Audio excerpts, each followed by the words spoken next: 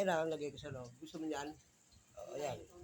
Bago ka pumunta sa shop, ano yun mo muna, kumain ka muna. At ako titirahin ko yung mga ano ngayon dito. Electrical, tapusin ko na, isasara ko na. Ayan po. Lagyan ko ng takip. Kasi gagawa si pa part-time si Rodel. Tingguhan lang yung part-time. Wala pa, sahod anak ko. Nag-away sila ng amo niya. Okay guys, kain tayo. Pasama natin kumain. Ay wait, bago tayo kumain, uminom muna tayo ng pang sugar. Vitamin, yan ang puti at saka sa puso. Kompleto ang lalaki. Yeah. Okay, sugar, hypertension.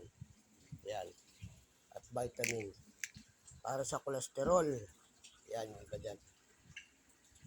Okay.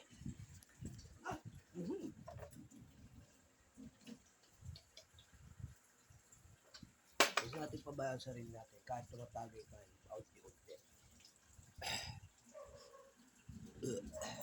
Yan. Tapos sabayan natin sa puso ng saging. Tips yan. Para sa puso yan, sa dibdib. Nakakaluwag pag sumasakit.